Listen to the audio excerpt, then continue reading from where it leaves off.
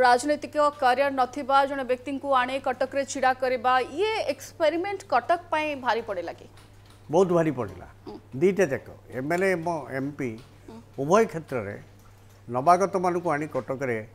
MP एवं योग्यता उपर मोर प्रश्न ना संतृप्त बाबूकर कि प्रकाश बाबूकर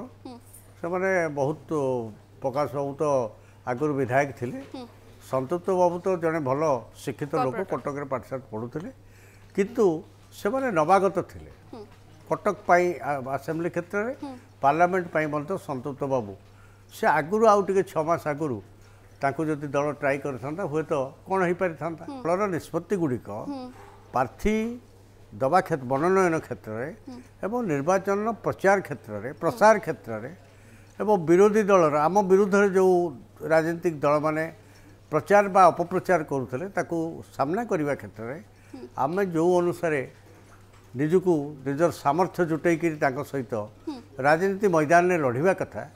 ये दल लड़ी पारा ना दलर परिचालनागत अव्यवस्था कारण एभली एक पराभव आम भोगिलु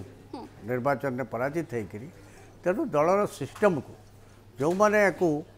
लक्ष्य बा अलक्ष्य प्रकाश्य बा अप्रकाश्य आपको संयोजना करुले सामूहिक भाव में से कलेक्टिव डिफिट प्रभात बाबू आप जड़े वरिष्ठ नेता एत दिन धरी आप निर्वाचन प्रक्रिया रे जोड़ी अच्छा कम से कम 3टी कारण कहतु कि विजु जनता दल भली एक टाणुआ संगठन कहीं एथर निर्वाचन में हार मानिला तो बहु कारण अच्छे 3टी कारण प्रमुख कारण आप बहुत कारण अच्छे अनेक लोक मीडिया आपण मीडिया भी से घन घन बाजुची सब कारण जे किसी लोक कहते आम अहंकार हारिगलु